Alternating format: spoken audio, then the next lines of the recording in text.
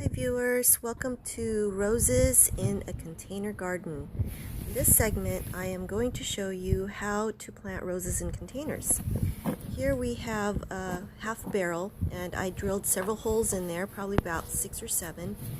Put some pebbles in there and then I layered some sawdust. The next step I do is add the compost, and I usually fill this up about halfway.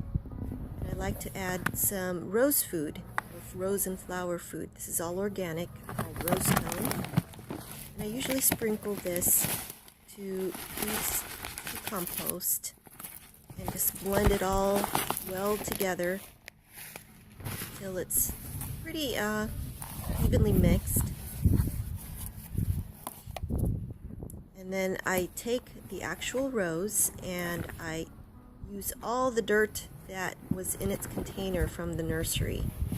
And when I'm doing this, I like to check the roots to make sure that it's a pretty healthy rootstock in the rose. And it looks like it is. I build the mound. This is where the rootstock is going to be laid against, as you can see right here. Position it so the roots are pretty snug on top of the mound. And then you add more compost, pat it down so it's a pretty snug fit for the rose. And then I'd like to add other annuals or perennials to the container garden. In this case, I'm adding some Latimer Success Pure White Cyclamen.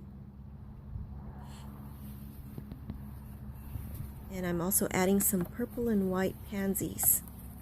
And the reason I do this is because the roses during the winter time, after it's pruned, it's pretty bland. So I like to add some flowers that you can normally find in the winter into the container. And it gives it a little bit more of a cheerful look. It doesn't look so bland. So here I am planting the pansies and making sure it's nice and snug in its spot. And the last part here is to add some rainwater,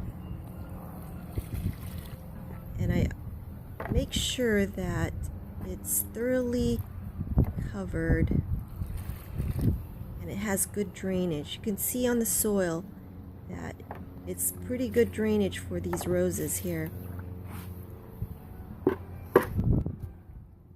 Finally, you want to place your roses in a sunny location that it gets sunshine for 6 to 8 hours.